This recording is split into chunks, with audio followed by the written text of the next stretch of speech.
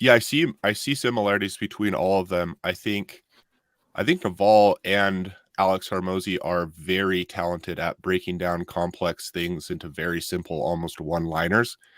And it to me is often associated with a sign of wisdom. It's easy to feel that you understand something, but if you can't break it down in a very, very short, simple, easy to understand statement, it's a sign that it's something that I try to measure myself to, that I don't, it's a sign that I don't understand what I'm talking about. And Richard's pretty good at that too. Um, and I think Richard is a little bit different in that he values a little bit higher, I think, controversy. And I think he pushes harder on, if your opinion isn't different, then you're not being original. You're just another one of the noise out there saying the same thing as everyone else. And he really emphasizes, I think, a little bit more controversy into his approach than I feel from either of the other two. But Richard, I think, has like rightly been controversial, and it's the things that he's highlighted, saying, these other people are missing this point, for the most part has shown true. And I don't think he's made his points overly complex. So he's similar in that sense to me, in that he, at least when I listen to Richard, a lot of times, like it doesn't seem like I don't misunderstand him. I don't think. I think people can misunderstand Richard's emotion, and they can get turned off by that aspect. But the way that he's talking, the reason he's saying something is the case is usually, it almost seems self-evident to me, when, for the most part, when he talks, that a lot of his points are, he's saying this, everyone believes this, but I believe this, and here's why. And it seems pretty believable to me. It reminds me of the quote, the tale of a charlatan is to take a simple topic and make it complex. Yes. And yeah, you're right. That's why, Richard really does.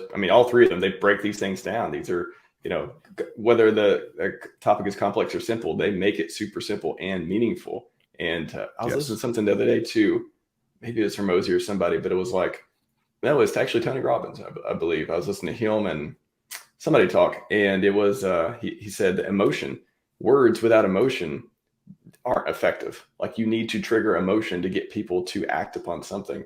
And, that can be used, that can be abused, but either way, you need to have emotion with the words. And that really struck me as, whoa, that makes sense. Yeah. What about you, Jake? Hormozi, Richard, Naval, what do you see similarities, differences? The biggest thing is keeping things simple. Then also, like, one of the things you kind of start noticing, if you listen to people who have actual wealth and have actually achieved big things in life in like short periods of time, like there's this saying, like, success leaves clues. And I think all successful people eventually come to their own come to the exact same conclusions. So a lot of these people sound similar because they've gone through similar experiences, and then they come to similar truths, because universal truths are universal. And then I think the reason we like kind of gravitate towards different people, like, I think I heard Hormozi was the one that said this, like, if you don't like the people you attract in your business, that says a lot more about you than it does about them, because you attract who you are. Like, he even said it, like, in one of his masterminds, all of a sudden, like, because he had like a mustache, right? All of a sudden, everybody in his mastermind had a mustache. Like, people with mustaches felt attracted to him because he's like me and he's smart, so I want to go towards him. And also, I think everyone's attracted to him for many different ways. He's smart, handsome, big, everything. He's got the whole package. Hormozi. Yep. And then, like, in the book Reality Transurfing, they also talk about the idea that the world is a mirror and everything is a reflection of you. So you'll attract people who have the same kind of belief systems and character values as you. Like, one of the things that I learned in the mastermind is, if you're the type of person that joins something and then asks for a refund, don't be surprised that if you get 50% refunds from all of the people that join your business, because subconsciously you attract people who are like you. So ever since I heard that, I haven't done a single refund ever in my entire life in like 7 years, because I'm like, I don't want to work with people who have refunds, so I have to change myself in order to change my outside world. And it's stuff like that. They call it the mirror world. And then, if you don't want other people to hurt you, don't hurt other people. If you want people to love you, love other people. Like, you have to move first. Like, leaders go first. And yeah, I think they all sound very similar, because at the end of the day, it's just universal truths.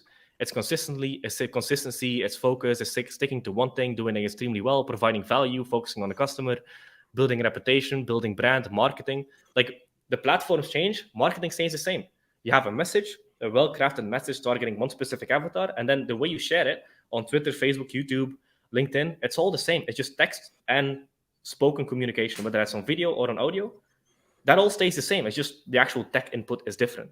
So I think if you just focus on the fundamentals, everything else kind of takes care of itself. And I remember this back in the ad agency days.